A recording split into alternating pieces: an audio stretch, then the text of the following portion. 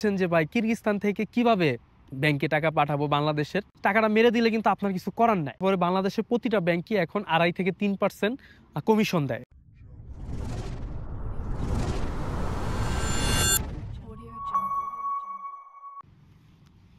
আসসালামু আলাইকুম, আমি বাংলাদেশি চ্যানেলে সবাইকে স্বাগতম। দুই একদিন আগে একটি ভিডিও বানিয়েছি বাংলাদেশের এম্বাসি বা দূতাবাস কিরগিজস্তান প্রতিষ্ঠার জন্য আমাদের কি করণীয়। সেখানে আমি বলেছিলাম যে আমরা প্রবাসী যারা আছি আমাদের কাছে দেশের একটাই চাওয়া, সেটা হচ্ছে রেমিটেন্স, আর সেটা যেন আমরা লিগেল ওয়েতে ব্যাংকের মাধ্যমে পাঠাই। তো অনেকে বলেছেন যে ভাই কিরগিজস্তান থেকে কিভাবে ব্যাংকে টাকা পাঠাবো বাংলাদেশের, বা বাংলাদেশের ব্যাংকের মাধ্যমে কিভাবে টাকা পাঠাবো। সেটার উত্তর হচ্ছে কিরগিজস্তানের আপনার যে কোনো ব্যাংক, সেক্ষেত্রে আপনার এম ব্যাংকটা সবচেয়ে জনপ্রিয়। কিরগিজস্তানের এম ব্যাংক যেটা সবাই ইউজ করে কিরগিজস্তানে। আবার আপনার অপটিমা ব্যাংক, বাকাই ব্যাংক, ডিস্ট্রপ ব্যাংক, এই ব্যাংকগুলোতে আপনার গেলেই হবে আপনার অরিজিনাল পাসপোর্ট ডলার নিয়ে গেলেই হবে। নিয়ে আপনি যখন ব্যাংকে যাবেন, সর্বনিম্ন $500, $400, $100ও পাঠায়, কিন্তু সেই ক্ষেত্রে আপনার অ্যামাউন্টটা কেটে কম যায় আর কি। তো দেখা যায় আপনার $500 হলে $500 আনুমানিক $5 বা $6 এরকম কেটে আপনার বাংলাদেশে যাওয়ার পরে বাংলাদেশের প্রতিটা ব্যাংকই এখন 2.5 থেকে 3% কমিশন দেয়। রেমিটেন্স পাঠানোর পরে এটা পার্সেন্টেজ দেয় আপনাকে 2.5 থেকে 3%।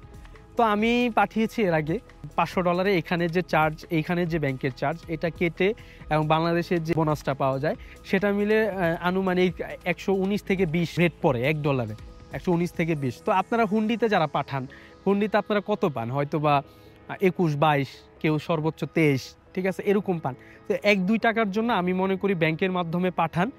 ব্যাংকের মাধ্যমে পাঠাইলে আপনার টাকাটা লিগেল ওয়েতে গেল আপনার অ্যাকাউন্টে। তখন ব্যাংক কর্মকর্তা আপনাকে জিজ্ঞেস করলো না যে এই টাকাগুলো কই থেকে আসতেছে, তুমি কি অবৈধ টাকা পয়সা আর্ন করতেছো কিনা। তো এই ক্ষেত্রে টাকাটাও আপনার লিগেল গেল, বাংলাদেশের গভর্নমেন্টও একটা রেমিটেন্স পেলো, আমাদের অর্থনৈতিক মানও উন্নতি হলো।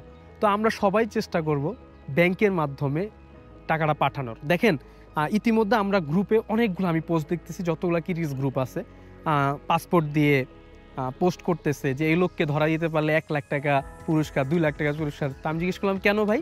সে বলতেছে যে ভাই টাকা পাঠানোর জন্য দিয়েছিলাম, টাকা মেরে দিছে। তো দেখেন, আপনারা যখন থার্ড পার্টির মাধ্যমে টাকা পাঠাবেন, টাকাটা মেরে দিলে কিন্তু আপনার কিছু করার নাই, কারণ তার কোনো ডকুমেন্টস নাই, তার কোনো কিচ্ছু নাই। কিন্তু আপনি একটা ব্যাংকের মাধ্যমে যখন টাকাটা পাঠাবেন, আপনাকে স্লিপ দিচ্ছে, ব্যাংকের সকল ডকুমেন্টস আছে, গভর্নমেন্টের আন্ডারে সব কিছু, মানে হয় একদম ক্লিয়ারভাবে সকল ডকুমেন্টস সহ আপনি টাকাটা পাঠাইতে পারতেছেন। তো অবশ্যই ভাই এই প্রতারণা থেকে সাবধান থাকবেন। দেখেন, আপনি 2-3 টাকার জন্য টাকাটা পাঠাচ্ছেন, 5 দিন, 1 মাস, 2 মাস, 5 মাস পাঠাইলেন। এই ক্ষেত্রে আপনার যে টাকা আসলো, একদিন হুট করে টাকাগুলো নিয়ে ভাইগা গেল। আপনার মধ্যে একটা বিশ্বস্ততা জোগাড় করলো, সে আপনার সাথে বিশ্বস্ত হয়ে গেল। তখন আপনি কি করলেন যে ভাই টাকাটা পাঠিয়ে দাও, আমি আপনাকে টাকা দিচ্ছি। আপনি টাকা দিলেন, সে ফোন অফ। তা আপনি যে কয় টাকা এক্সট্রা রাখলেন বা যেটা আপনার লাভ হলো, সেটা সে নিয়ে গেল, আর ডাবল নিয়ে গেলো, 3 ডাবল। তো এই ক্ষেত্রে ভাই ব্যাংকের মাধ্যমে টাকা পাঠান। কারণ আমি এর আগের ভিডিও তো বলেছি যে যখন আমরা প্রবাসীরা কোনো কিছুর জন্য আবেদন করি, তখন গভর্নমেন্ট কি চেক করে যে এদেশে বাঙালি কতজন গিয়েছে, কতগুলা ম্যান পাওয়ার হয়েছে। কারণ ম্যান পাওয়ার হলে কিন্তু ডাটা থাকে। তো তখন চেক করে দেখে যে কিরে ভাই, হাজার হাজার বাঙালি গেছে কিন্তু রেমিটেন্স আসে না 1 টাকাও। কারণ কিরগিজস্তান আমি জানি যে 99% মানুষ হুন্ডির মাধ্যমে টাকা পাঠায়। তো ভাই চেষ্টা করেন ব্যাংকের মাধ্যমে টাকা পাঠানোর জন্য। আপনারা যে কোনো ব্যাংকে যান কিরগিজস্তানের, যা বলেন আমি বাংলাদেশে টাকা পাঠাবো, বাংলাদেশের ব্যাংকে কোন ডিটেলস নিয়ে যাবেন, কোন ব্যাংকে পাঠাবেন। আর সবচেয়ে সহজ উপায়টা আমি বলে দিই, সেটা হচ্ছে আপনাদের স্ব মালিক এম ব্যাংক ইউজ করে। এম ব্যাংক থেকে ইন্টারন্যাশনাল ট্রান্সফার একটা অপশন আছে।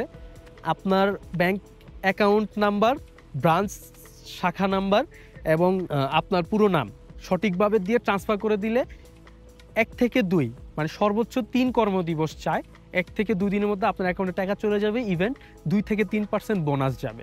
তো এটা একদম ইজি প্রসেস, আপনারা স্ব মালিকের মাধ্যমে আপনারা টাকা পাঠাইতে পারেন।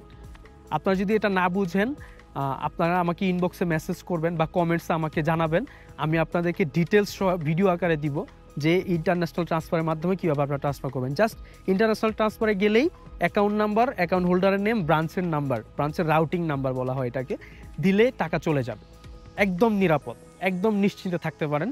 তো চেষ্টা করবেন বৈধ পথে বাংলাদেশে টাকা পাঠানোর জন্য। এতে আপনারও ভালো হবে, দেশেরও ভালো হবে, দেশের অর্থনৈতিক উন্নয়নও হবে। সবাই ভালো থাকবেন।